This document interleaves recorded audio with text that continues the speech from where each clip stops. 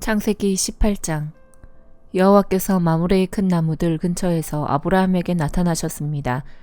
그때 아브라함은 한낮에 열기 속에서 장막 입구에 앉아 있었습니다. 아브라함이 눈을 들어보니 세 사람이 맞은편에 서 있었습니다. 아브라함은 그들을 보자마자 맞이하러 얼른 장막에서 뛰어나갔습니다. 그리고 땅에 엎드려 절했습니다. 아브라함이 말했습니다. 내 주여, 제가 주의 은총을 입었다면 주의 종을 그냥 지나치지 마십시오. 물을 갖다 드릴 테니 발을 씻으시고 이 나무 아래에서 쉬십시오. 빵을 조금 갖다 드릴 테니 기운을 차리신 후에 갈 길을 가십시오. 여러분께서 종에게로 오셨기 때문입니다. 그들이 대답했습니다. 그리하여라. 너의 말대로 하여라. 아브라함은 서둘러 장막 안에 있던 사라에게 가서 말했습니다. 얼른 고운 밀가루 3스알을 가져다가 반죽해 빵을 만드시오. 아브라함이 가축들이 있는 데로 달려가서 가장 살찌고 좋은 송아지 한 마리를 골라 하인에게 주니 하인이 서둘러 요리를 했습니다. 아브라함이 버터와 우유와 하인이 요리한 송아지 요리를 그들에게 주었습니다. 그들이 먹는 동안 아브라함은 그들 가까이에 있는 나무 아래 서 있었습니다. 그들이 아브라함에게 물었습니다. 네 아내 사라는 어디 있느냐? 아브라함이 대답했습니다. 지금 장막 안에 있습니다. 그러자 여호와께서 말씀하셨습니다. 내가 내년 이맘때쯤 반드시 너에게 돌아오겠다. 그때 너희 아내 사라에게 아들이 있을 것이다. 사라는 아브라함의 뒤에 있는 장막 입구에서 듣고 있었습니다. 아브라함과 사라는 이미 나이가 많아 늙었고 사라는 아이를 낳을 수 있는 시기가 지난 상태였습니다. 그래서 사라는 속으로 웃으면서 말했습니다. 내가 이렇게 늙어서 기력이 없고 내 주인도 늙었는데 내게 과연 그런 기쁜 일이 있겠는가? 그러자 여호와께서 아브라함에게 말씀하셨습니다. 사라는 왜 웃으며 내가 이렇게 늙었는데 정말 아이를 낳을 수 있겠는가? 라고 하느냐? 여호와께서 어려워서 못할 일이 있겠느냐? 내가 내년 이맘때쯤 곧 정해진 때에 너에게 돌아올 것이며 사라에게 아들이 있을 것이다. 사라는 두려워서 거짓말을 했습니다. 저는 웃지 않았습니다. 그러자 여호와께서 말씀하셨습니다. 아니다. 네가 웃었다. 그리고 그 사람들은 거기에서 일어나 소돔 쪽을 바라보았습니다. 아브라함은 그들을 전송하려고 그들과 함께 걸어갔습니다. 그때 여호와께서 말씀하셨습니다. 내가 지금 하려는 일을 아브라함에게 숨기겠는가? 아브라함은 분명히 크고 강한 민족이 될 것이며 땅의 모든 나라들이 그를 통해 복을 받게 될 것이다. 내가 아브라함을 선택한 것은 아브라함이 그의 자녀와 그의 집안 자손들에게 명해 여호와의 길을 지켜 의와 공의를 실천하게 하기 위한 것이다. 그리하여 나 여호와가 아브라함에게 말한 것을 그를 위해 다 이루고자 하는 것이다. 여호와께서 말씀하셨습니다. 소돔과 고모라에 대한 부르짖음이 크고 그 죄악이 심히 무겁다. 내가 내려가서 그들이 한 짓이 내게 들린 부르짖음과 같은지 그렇지 않은지 살펴보고 알고자 한다. 그 사람들이 그곳을 떠나 소돔을 향해 갔습니다. 그러나 아브라함은 여호와 앞에 그대로 서 있었습니다. 아브라함이 다가서면서 말했습니다. 주께서는 의인을 악인과 함께 쓸어버리시렵니까? 만약 그 성에 의인 50명이 있다면 어떻게 하시겠습니까? 그 성에 의인 50명이 있는데도 그곳을 용서하지 않고 정말 쓸어버리시겠습니까? 의인을 악인과 같이 죽이고 의인을 악인처럼 대하시는 것은 주께는 있을 수 없는 일입니다. 온 세상을 심판하시는 분인 주께서 공정하게 판단하셔야 하지 않겠습니까? 여호와께서 말씀하셨습니다. 내가 소돔성에서 의인 50명을 찾으면 그들을 위해 그 온 땅을 용서할 것이다. 아브라함이 대답했습니다. 제가 비록 먼지와 재 같은 존재에 불과하지만 내 주께 감히 말씀드리겠습니다. 만약 의인 50명에서 5사람이 모자란다면 어떻게 하시겠습니까? 그 5사람 때문에 그 성 전체를 멸망시키겠습니까? 여호와께서 말씀하셨습니다. 만약 거기에서 45명을 찾으면 내가 멸망시키지 않겠다. 아브라함이 다시 말했습니다. 만약 거기에서 40명만 찾으신다면 어떻게 하시겠습니까? 여호와께서 말씀하셨습니다. 40명을 위해 내가 그렇게 하지 않겠다. 아브라함이 말했습니다. 내 주여, 노여워하지 마십시오. 제가 말씀드리고자 합니다. 만약 거기에서 30명만 찾으시면 어떻게 하시겠습니까? 여호와께서 대답하셨습니다. 30명을 찾으면 내가 그렇게 하지 않겠다. 아브라함이 말했습니다. 제가 감히 주께 말씀드리고자 합니다. 만약 20명만 찾으시면 어떻게 하시겠습니까? 여호와께서 말씀하셨습니다. 내가 그 20명을 위해 멸망시키지 않겠다. 아브라함이 말했습니다. 내 주여, 노여워하지 마십시오. 제가 마지막으로 한 번만 더 말씀드리겠습니다. 만약 거기에서 10명만 찾으시면 어떻게 하시겠습니까? 여호와께서 대답하셨습니다. 내가 그 10명을 위해 멸망시키지 않겠다. 여호와께서 아브라함에게 말씀하시기를 마치시고 즉시 떠나셨습니다. 그리고 아브라함도 자기 집으로 돌아갔습니다. 마태복음 17장. 그리고 6일 후에 예수께서 베드로와 야고보와 야고보의 동생 요한을 데리고 높은 산으로 올라가셨습니다. 예수께서는 그들 앞에서 모습이 변모돼 얼굴이 해처럼 빛나고 옷이 빛처럼 새하얗게 됐습니다. 바로 그때 모세와 엘리야가 그들 앞에 나타나 예수와 이야기를 나눴습니다. 베드로가 예수께 말했습니다. 주여, 우리가 여기 있으니 참 좋습니다. 주께서 원하신다면 제가 여기에다 초막셋을 만들되 하나는 주를 위해, 하나는 모세를 위해, 하나는 엘리야를 위해 짓겠습니다. 베드로가 말하고 있을 때에 빛나는 구름이 그들을 덮더니 구름 속에서 소리가 들려왔습니다. 이는 내가 사랑하는 아들이다. 내가 그를 기뻐한다. 너희는 그의 말을 들으라.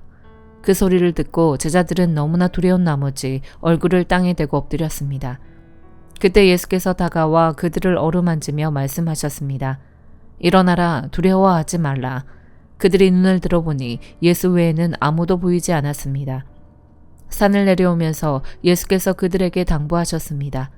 인자가 죽은 사람들 가운데서 다시 살아날 때까지는 너희가 본 것을 아무에게도 말하지 말라. 그러자 제자들이 예수께 물었습니다. 그런데 왜 율법학자들은 엘리야가 먼저 와야 한다고 말하는 것입니까? 예수께서 대답하셨습니다. 분명히 엘리야가 와서 모든 것을 회복시킬 것이다. 그러나 내가 너희에게 말한다. 엘리야가 이미 왔다. 그런데 그들이 그를 알아보지 못하고 자기들 마음대로 대했다.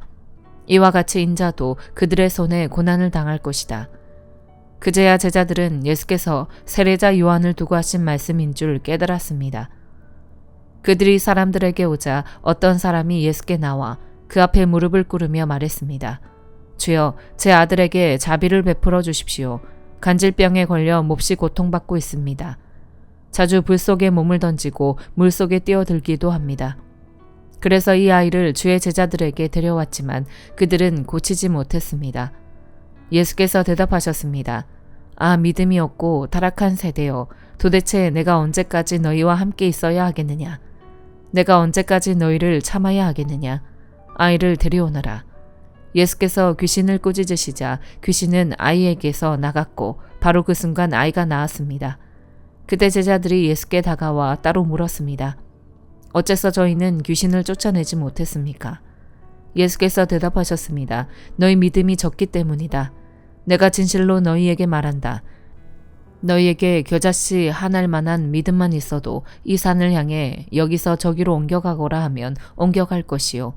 너희가 못할 일이 없을 것이다. 그들이 갈릴리에 모여 있을 때 예수께서 그들에게 말씀하셨습니다. 인자가 사람들의 손에 넘겨질 것이다. 그리고 그들이 인자를 죽일 것이다. 그러나 인자는 3일 만에 살아날 것이다. 그러자 제자들은 큰 슬픔에 잠겼습니다. 그들이 가버나움에 도착했을 때 이 드라크마의 세금을 걷는 사람들이 베드로에게 와서 물었습니다. 당신네 선생님은 이 드라크마를 안 내십니까? 베드로가 대답했습니다. 내십니다. 베드로가 집으로 들어가니 예수께서 먼저 말을 꺼내셨습니다. 시몬아, 너는 어떻게 생각하느냐? 이 세상의 왕들은 누구로부터 관세와 주민세를 거두느냐? 자기 아들들이냐 다른 사람들이냐? 베드로가 대답했습니다. 다른 사람들로부터 거둡니다. 예수께서 베드로에게 말씀하셨습니다. 그렇다면 그 아들들은 세금이 면제된다. 하지만 그들의 비위를 건드리지 않도록 바다에 가서 낚시를 던져라. 처음 올라오는 고기를 잡아 입을 벌려보면 1세겔짜리 동전 한 잎이 있을 것이다. 그 동전을 가져다가 나와 너의 몫으로 그들에게 주어라. 느헤미야 7장. 성벽을 건축하고 문짝들을 달고 나서 문지기와 노래하는 사람들과 레위 사람들을 임명했습니다. 나는 내 동생 하나니와 성의 사령관 하나냐를 세워 예루살렘을 다스리게 했습니다. 하나냐는 사람됨이 충직하고 많은 사람들보다 하나님을 더 경외하는 사람이었기 때문입니다. 내가 그들에게 말했습니다.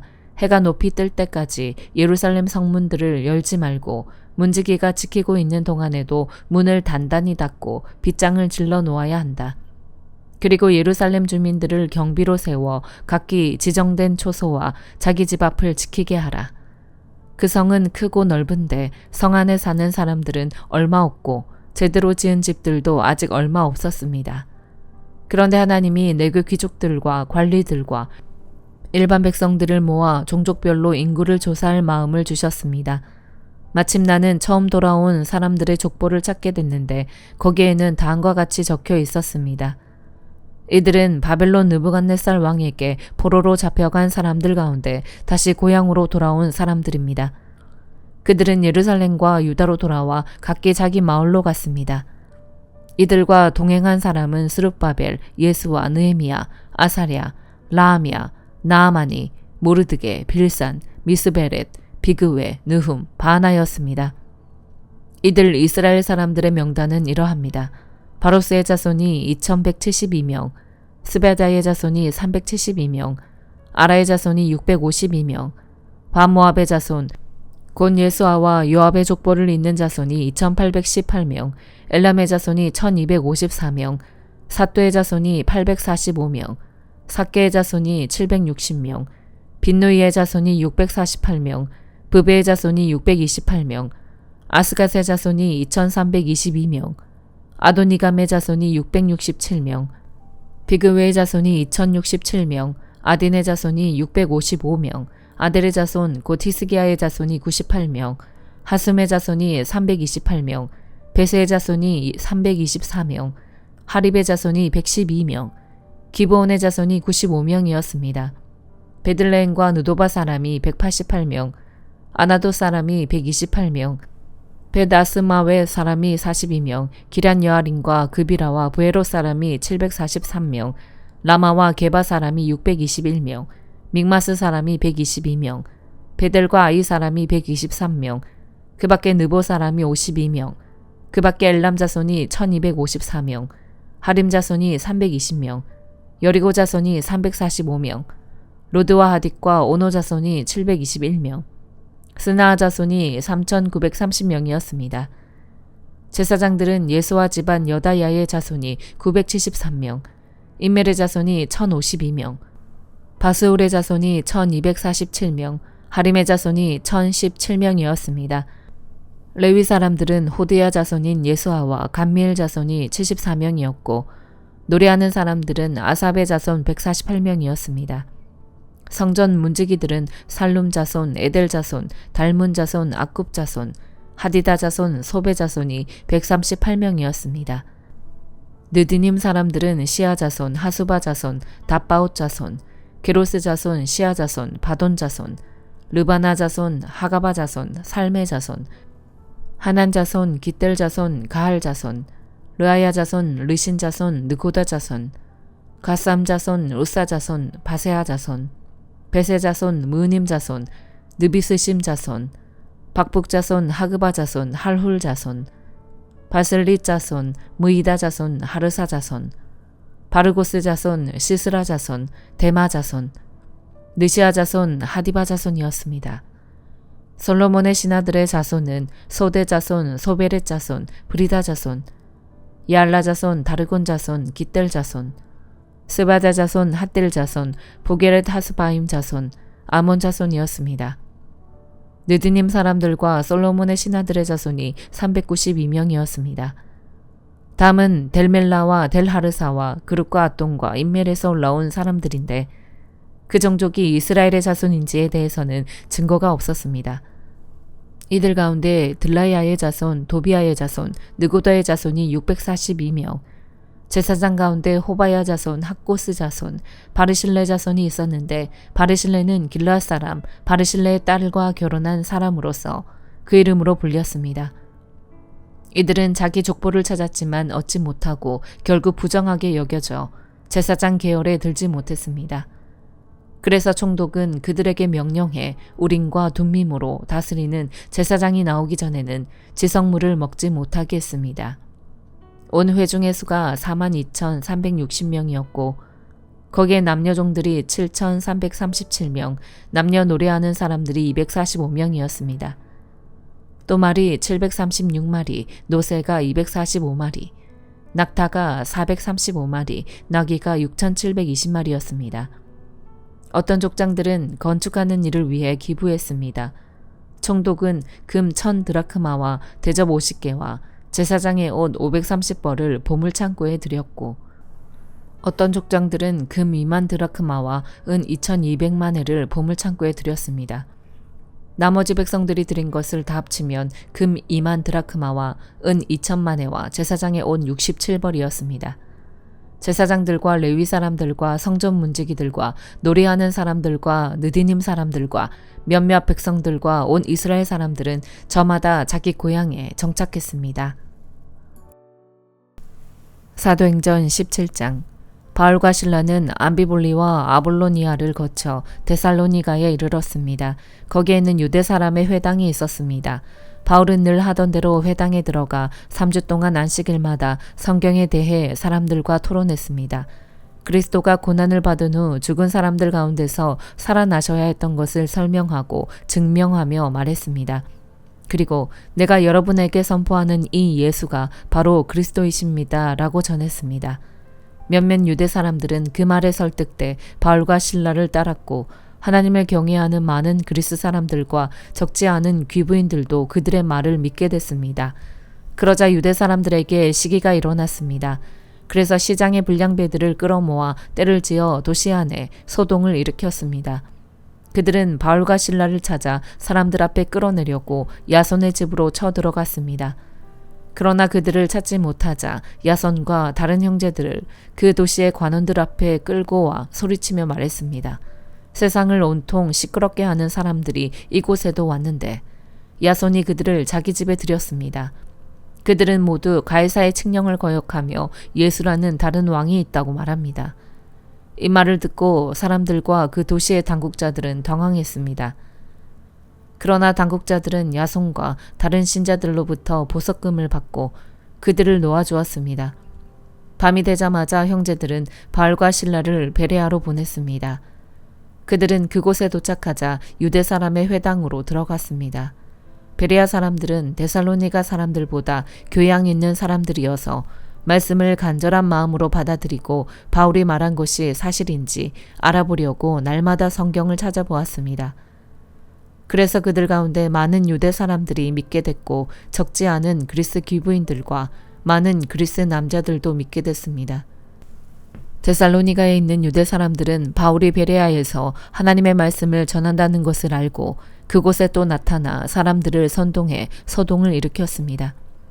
그러자 형제들은 즉시 바울을 바닷가로 보냈습니다. 그러나 실라와 디모데는 베레아에 그대로 남아 있었습니다.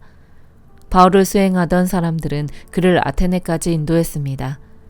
그들은 실라와 디모데도 속히 자기에게 데려오라는 바울의 지시를 받고 돌아갔습니다. 아테네에서 그들을 기다리는 동안 바울은 그 도시가 우상으로 가득 찬 것을 보고 매우 격분했습니다. 그래서 그는 회당에서는 유대 사람들과 하나님을 경외하는 그리스 사람들과 또 시장에 나가서 날마다 우연히 만나는 사람들과 토론했습니다. 에피쿠로스 철학자들과 스토아 철학자들도 바울과 변론을 했습니다. 그 가운데 몇 사람이 물었습니다. 이 말쟁이가 무슨 말을 하려는 것인가? 또 다른 사람들은 그가 외국의 다른 신들을 전하는 사람인가 보다 라고 했습니다. 그들이 이렇게 말한 것은 바울이 예수와 그 부활에 대한 복음을 전하고 있었기 때문입니다. 그때 그들은 바울을 붙들어 아레오바고 광장으로 데려가 말했습니다.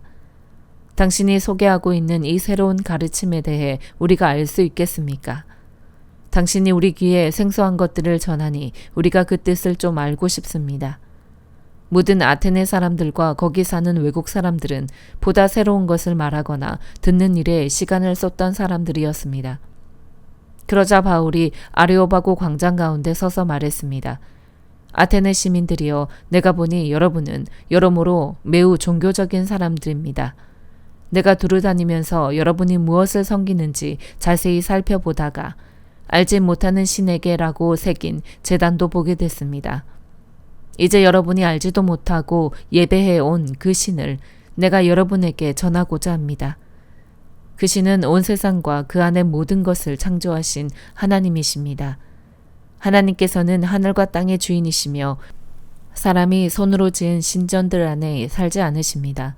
하나님께서는 뭔가 부족해서 인간의 손으로 섬김을 받으실 분이 아닙니다.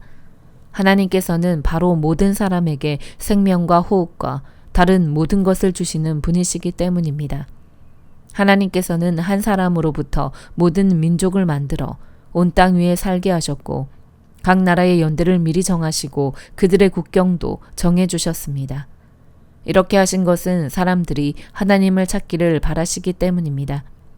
사람들이 하나님을 더듬어 찾기만 하면 만날 수 있습니다. 사실 하나님께서는 우리 각 사람과 그리 멀리 떨어져 계시지 않습니다. 왜냐하면 하나님 안에서 우리가 살고 움직이고 존재하기 때문입니다. 여러분의 시인 가운데 어떤 사람이 말했듯이 우리가 그분의 자녀입니다. 그러니 우리가 하나님의 자녀인 이상 하나님을 사람의 생각이나 기술로 금이나 은이나 돌에 새겨 만든 형상 따위로 생각해서는 안 됩니다. 알지 못했던 시대에는 하나님께서 그대로 내버려 두셨지만 이제는 어디서나 모든 사람에게 회개하라고 명령하십니다. 하나님께서는 자신이 세운 한 사람을 통해 세상을 공의로 심판할 날을 정하셨기 때문입니다. 하나님께서는 그를 죽은 사람들 가운데서 살리심으로 모든 사람에게 이 날에 대한 증거를 보이셨습니다. 죽은 사람들이 다시 살아난다는 말에 어떤 사람들은 비웃었지만 또 다른 사람들은 우리가 이 이야기에 대해 다시 듣고 싶소라고 말했습니다. 그러자 바울은 그들로부터 나왔습니다. 그때 몇 사람들은 바울을 따르며 믿게 됐습니다.